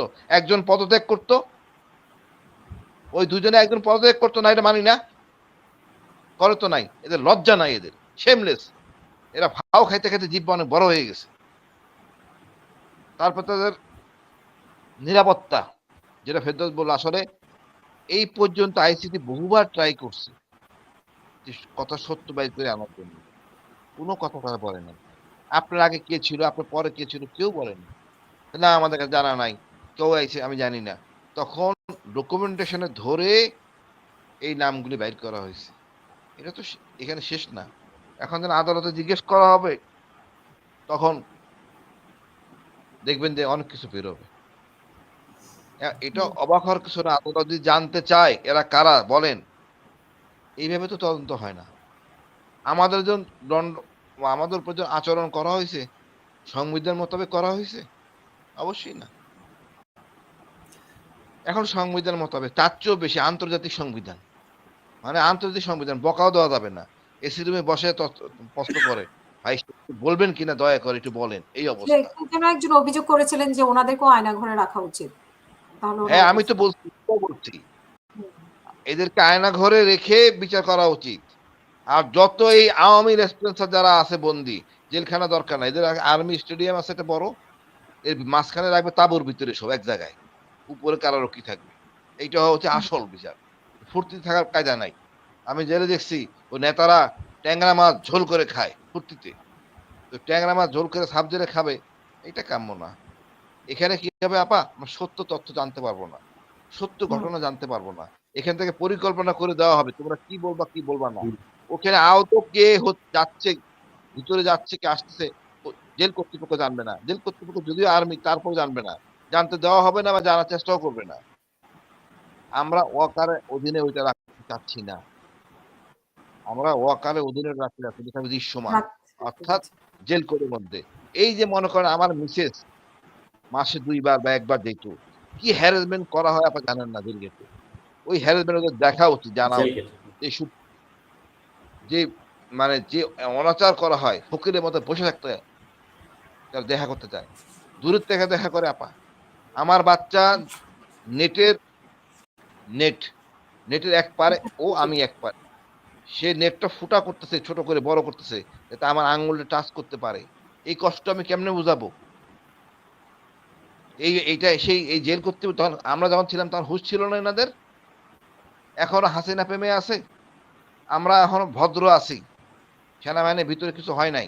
ও পিএমজি টিএমজি এগুলো কিচ্ছু হবে না, ক্যান্টনমেন্ট অফিসাররা খেপে যাবে, পোস্টারিং করে একদম জি নাস্তানাবুদ করব, একদম এক পদত্যাগ সেনা প্রধান থেকে শুরু করে স্বরাষ্ট্রকে থাকবে না, they don't deserve to stay, আইনের উপরে হস্তক্ষেপ করতেছে, এটা মানা যাবে না, মানা হবে না। আমি মনে করি আমার বন্ধু যা বলছে একমত, আমি আদালতে আজকে তাই বলছি ওখানে মিডিয়াতে, যে হুম, এই বৈষম্য করার কোনো কারণ নাই। আজকে একটা মহিম বাচ্চা মেয়ে কাঁদতেছিল যে বাবার আমি হুম, পাই নাই, এখানে সেখানে গেছি, এমন আপা লজ্জার বিষয়, আমি মেট্রো দিয়ে আসতেছি, ওই মেয়েটা ওর মা ওই বগিতেই উঠছে, 14 নম্বর বাড়ি 10 নম্বর নামবে, এই পুরোটা সময় আমি মেট্রোতে মাথা নিচু করেছিলাম, মাথা নিচু করেছিল, এর মধ্যে মহিলা ধাক্কা মেরে বলে ভাই এ আমার মেয়ে, আমি তো চিনি ওর মেয়ে রে, আমার নিজের গায়ে লজ্জা লাগে, আমার বাহিনী এই কাজটা করছে। হুম, আর এই সংখ্যা কত বড় জানেন না, এই সংখ্যা আমার দরকার নাই, এরা অনৈতিক কাজ করছে, যুদ্ধে কোনো কাজে লাগবে না, এরা না থাকলে দেশটা আরো সুন্দর করে গড়ে উঠবে, সেনাবাহিনী সুশৃঙ্খল মানে কলঙ্কিত থেকে উদ্ধার পাবে। আমি মনে জি, করি কঠিন হয়ে ন্যায় বিচার প্রতিষ্ঠা করা উচিত। ধন্যবাদ জি। আপনাকে। অসংখ্য ধন্যবাদ। আমি লেফটেন্যান্ট কর্নেল মোস্তাফিজুর রহমান আপনার কাছেও শুনতে চাই যে আসলে আপনি কি মনে করছেন যে এই মামলাটা শেষ পর্যন্ত এইভাবে করে, করে কি হালকা হয়ে যাবে? নাকি আসলেও সঠিক বিচারটা পাবে গুম খুনের বিষয়ে? এবং আরো অনেকের লিস্ট আসার কথা পরবর্তীতে। তো সেগুলোও কি আসবে কিনা?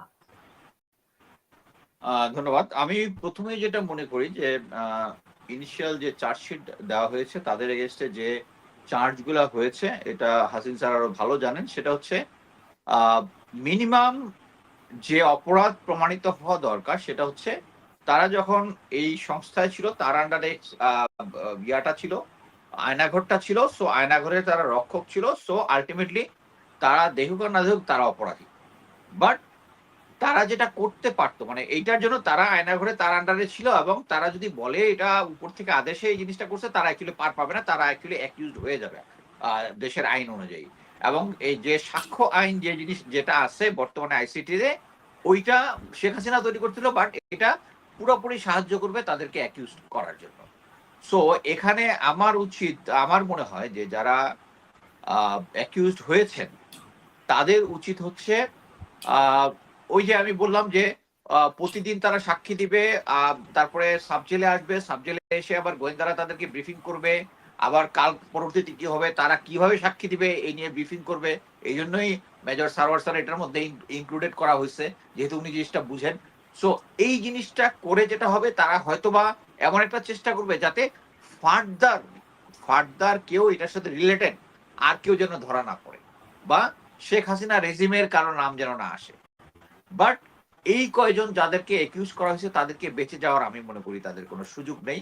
আমি কেসের যে সাবজেক্টগুলো আমরা জেনেছি, যে সমস্ত বিষয়ে তাদেরকে অ্যাকিউজ করা হয়েছে, এটা প্রমাণিত হবে ওই সাক্ষ্য আইন অনুযায়ী।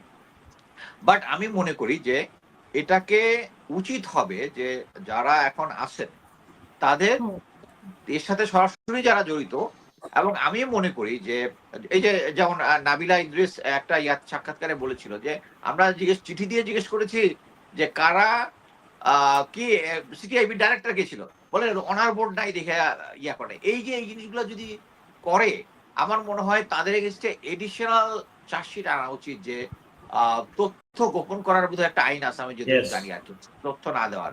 আমার মনে হয় ওইটা নিয়ে আসে, ওইটাকে আরো এনহ্যান্স করা উচিত, কারণ এদের সাথে এরা যদি কোঅপারেট না করে, এদেরকে কত কোঅপারেট করার জ্ঞান নাই।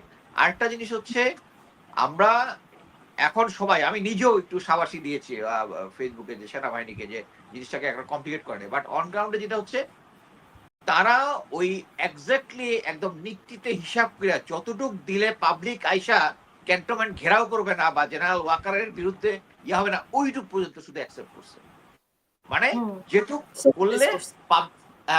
পাবলিক খেপে যাবে না, ওইটুক অ্যাকসেপ্ট করছে। কারণ আমরা ভাবতেছিলাম যে এই কারণেই ওই যে বলতেছিলাম যে আপনি যদি ট্যাঙ্কের পারমিট, পিস্তলের পারমিট চান, ট্যাঙ্কের পারমিট দিতে হবে, যে শেষ পর্যন্ত ইয়া, তো এইটাই ওরা করেছে, এমন ভাবে সিচুয়েশনটা তৈরি করেছে যাতে আমরা আদালতে আনছি এইটুকু এটাতেই হ্যাপি হয়ে যাই, এবং আমরা আলটিমেটলি দেখবেন ওইটুকু আমি হ্যাপি হয়েছি। কিন্তু ওই যেটা বললাম, শেখ হাসিনার আমলে যেরকম ললেসনেস ছিল, স্যারদেরকে আয়নাঘরে রাখা হয়েছিল, ওখানে কোনো হিউম্যান রাইটস ছিল না, এখনো সেই আইন ফলো করা হচ্ছে না, শুধু তাদেরকে আদালতে খাজির করা হয়েছে, কিন্তু তাদেরকে এর বাইরে যত ধরনের বৈষম্য আছে, এসি বাস তো একটা ন্যাক্কারজনক। কিন্তু ঘটনা হয়েছে, এটার জন্য আমি মনে করি স্বরাষ্ট্র মন্ত্রণালয় এবং প্রফেসর ইউনূস দায়ী এটার জন্য। উনি এখানে অ্যাকসেপ্ট করেছেন, তার তার এক্সিকিউটিভ কন্ট্রোলের আন্ডারে স্বরাষ্ট্র উপদেষ্টা এই জিনিসটা করেছেন, অবশ্যই এটার জন্য প্রফেসর ইউনূসকে এটা অ্যান্সার দিতে হবে।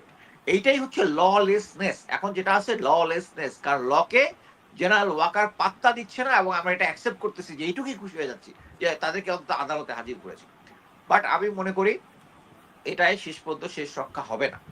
কিন্তু যেটা হচ্ছে, এই যারা অ্যাকিউজড অফিসার আছে, আমি মনে করি তাদের এখন উচিত একদম ওপেন আপ হওয়া, যেরকম আইজিপি, যিনি আইজিপি পুলিশ যেভাবে, আব্দুল্লাহ মামুন। হ্যাঁ হ্যাঁ, আব্দুল মামুন যেভাবে রাজসাক্ষী হয়েছে, এদের সবার উচিত হচ্ছে দেওয়া। কারণ এট দ্য এন্ড তারা এটা তো বুঝতে পারছে যে এখন তারা একটা মানে কি বলে, এটা মাকড়সার জালের মধ্যে ফেসে গেছে, এতে বের হইতে পারবে। বাট এদেরকে এইভাবেই ডিমোটিভেট করতেছে ভারত, কারণ এরাই হচ্ছে ভারতের হেজমনি রক্ষা করার জন্য মেইন মাসল পাওয়ারটা ছিল। সো আমি মনে করি যে ফেরদৌস স্যার যে জিনিসটা বলেছে, তাদের আসলেই এখানে থাকলেও তাদের কিন্তু সিকিউরিটি নিয়ে আমাদের শঙ্কিত হওয়ার অবকাশ আছে। কারণ ওরা যখনই যে বুদ্ধি দেয়, আমি একটু আগে বলেছি যে এই আগুন লাগার পিছনে ডিজিএফআই আছে, ডিজিএফআই নিজে থেকে করে নাই, তাদেরকে তাদের ভারতীয় প্রভুরা তাদেরকে এই এই অ্যাডভাইসটা দিয়েছে। এবং তারা তো যখন হিসাব করে, তারা ভারতের হিসাব বা লাভ কিসে হবে ওইটা হিসাব করে বলে, বাংলাদেশের কিসে লাভ হবে ওইটা দিয়ে করে না। তাদেরকে বোঝানো হয় যেটা ওইটা করে, এবং এখনই চলতেছে। সো এই জিনিসটা আমার মতে প্রফেসর ইউনূসের একটা বড় ব্যর্থতা হচ্ছে, তিনি সেনাবাহিনী গোয়েন্দা সংস্থাগুলোর কোনো কন্ট্রোল নিতে পারেন নাই। এবং ফিউচারে যদি এই জেনারেল জাহাঙ্গীর যদি স্বরাষ্ট্র উপদেষ্টা থাকেন, জেনারেল ওয়াকার যদি সেনাপ্রধান থাকেন, সামনের নির্বাচন যে জিনিসটা হবে সেটা হচ্ছে, ভারত কি চায়, আমাদের এখানে কি সুষ্ঠু নির্বাচন চায়? তারা চায় না। তারা চায় নির্বাচনের মধ্যে একটা গ্যাওয়াস লেগে যাক, যাতে মানুষের মধ্যে একটা ধারণা হয় শেখ হাসিনার আমলে যেরকম নির্বাচন হয়তো, বাংলাদেশের ট্রেন্ডই হচ্ছে এটা, বাংলাদেশে কোনো চেঞ্জ হচ্ছে না। ওইটাই প্রুফ করার জন্য জেনারেল ওয়াকার যদি থাকা অবস্থায় তার আন্ডারে হয়, তাহলে ওই একই রকম নির্বাচন হবে। যদি আমরা চাই সামনের নির্বাচন আর সুষ্ঠু হোক, আমাদের সবার আশা যে এত প্রাণের বলে ১,৫০০ লোক প্রাণ দিল, ৩০,০০০ মধ্যে আহত হইল। কিন্তু আপনার কাছে আরেকটা জিনিস জানতে চাওয়া, যে ইকবাল করিম ভূঁইয়া সাবেক সেনাপ্রধান যে বার্তাটা দিলেন, সেটাও বা উনি কিসের, মানে কোনো ভিত্তি আছে এটার, যে ২-১ বছর থাকতে পারে, তারপরে বিএনপি এসে থাকতে পারবে না বলতে ডিপেন্ড করবে ভারত এবং আওয়ামী লীগের উপরে? মানে এখানে আমি প্রথমেই বলবো যে উনি অ্যাকচুয়ালি এখন পাগল হয়ে গেছেন। উনি তার যে এজেন্ডা ছিল, এজেন্ডা নিয়ে আগানোর চেষ্টা করেছিলেন, আগুনটা সফল হয় নাই। সো এখন তিনি যা ইচ্ছা তাই বলে যাচ্ছেন। বাট এই জিনিসটার মধ্যে সত্যতা আছে, যদি মানে এটা হচ্ছে থ্রেটটা কিন্তু বিএনপির প্রতি, যে বিএনপি যদি ভারতের সাথে আতাত না করে নির্বাচনে আসে, তারা থাকতে পারবে না। সো ভারতের সাথে উনি ইন্ডিকেট করতেছেন ভারতের সাথে যেন আতাত করে। এইটাই হচ্ছে উনি হচ্ছে সবচেয়ে বড়, বাংলাদেশে সবচেয়ে ভারতীয় বড় রয়েছেন উনি। বাংলাদেশ সেনাবাহিনীর ভিতরে ভারতীয় যে ইনস্ট্রাক্টর গুলো এসেছেন MISC-তে, এগুলো কিন্তু এখনো আছে। এদের কিন্তু চুক্তি এই ডিসেম্বরে শেষ হয়ে গেছে, চুক্তি কিন্তু রিনিউ হয় নাই, এখনো তারা চালাচ্ছে।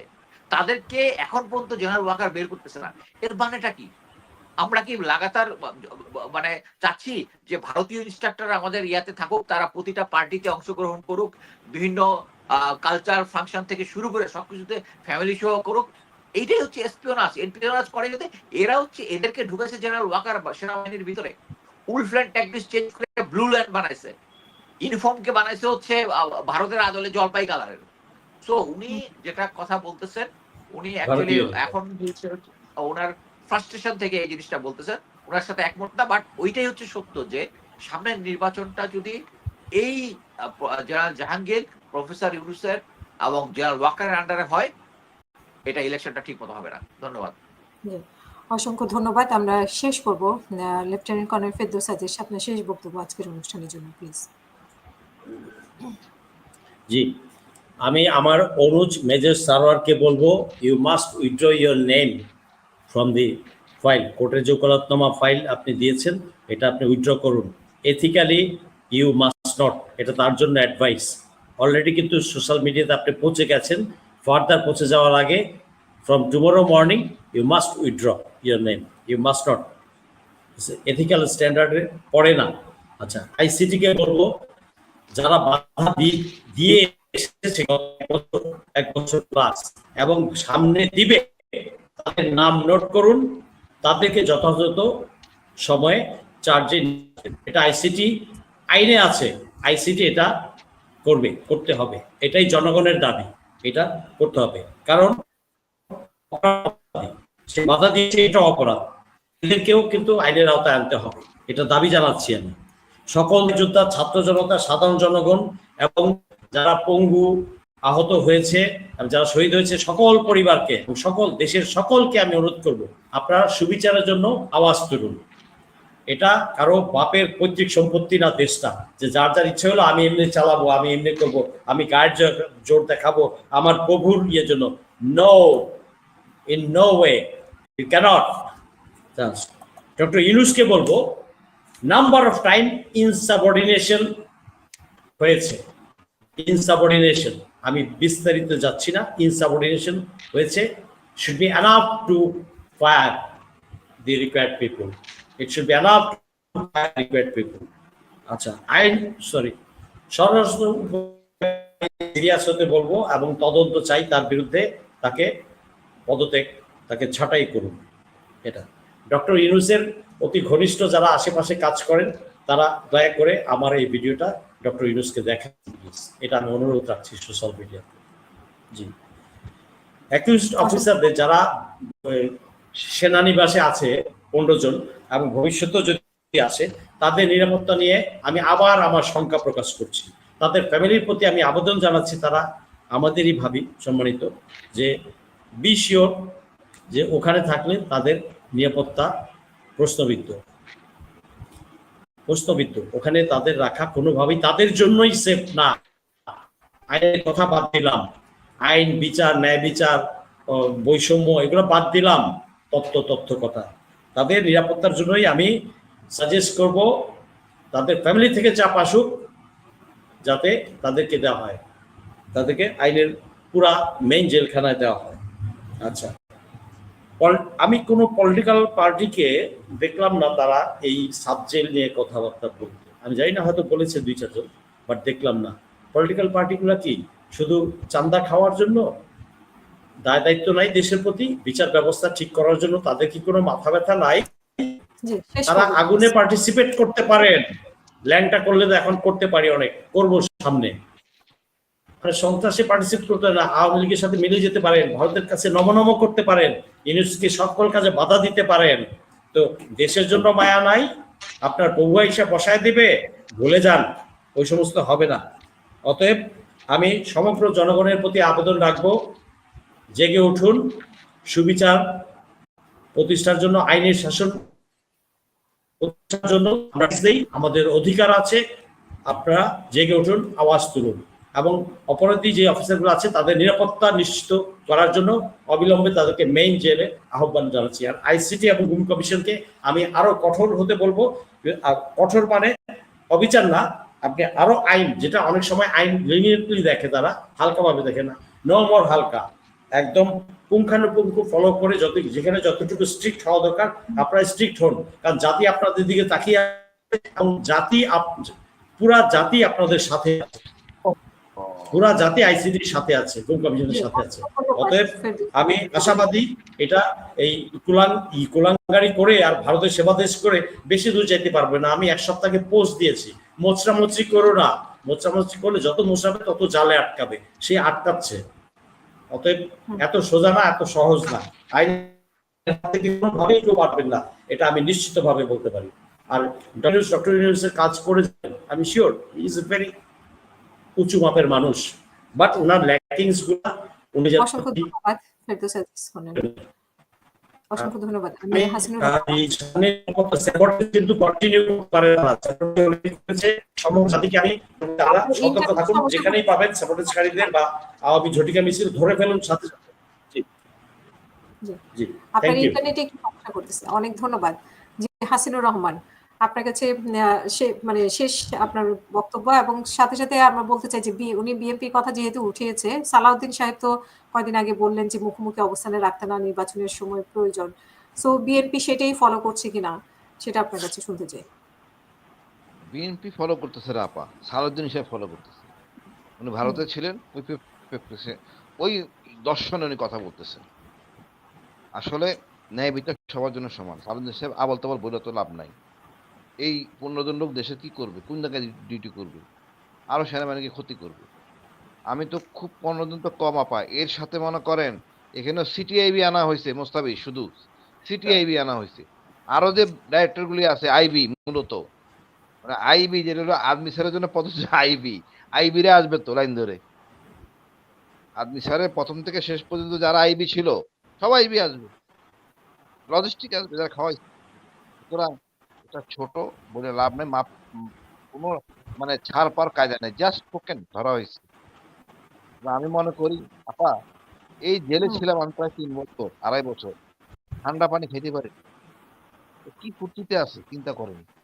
আমার তো হিংসে হচ্ছে, এখন একটা ক্রাইম করে সাব জেলে থাকি, ভালো খারাপ না। আমি দেশবাসীকে বলবো আপনারা সোচ্চার হন, আর সেনাবাহিনীকে বলবো প্লিজ আপনারা মানে আপনাদের যদি মাথায় অন্য কিছু থাকে প্লিজ ফরগেট ইট। ছাত্র জনতা মিলে যখন মিছিল নিয়ে আসবে থার্ড গেটে, ইজ্জত সম্মান কিচ্ছু থাকবে না। এই বলে আমি আমার বক্তব্য শেষ করছি। ধন্যবাদ। জি, ধন্যবাদ। জি, মোস্তাফিজুর রহমান আপনার শেষ বক্তব্য প্লিজ।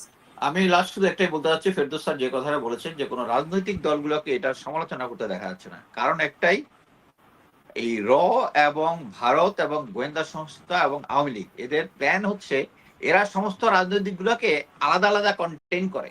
মনে করেন বিএনপির সাথে কথা বলবে যে আপনাদেরকে তো জেনারেল ওয়াকার আগামী নির্বাচনে হেল্প করবে, হয়তো ওরা চুপ। এনসিপি কে ওরকম একটা মূলা দেখাবে, জামাতকে একটা মূলা দেখাবে যে জেনারেল ওয়াকার তো ফাইনালি ওখানে থাকবে। সো তাদের কোনো কিছু করা হবে না যদি এটার এগেইনস্টে কথা বলে। সো তারা এখন কথা বলতেছে না।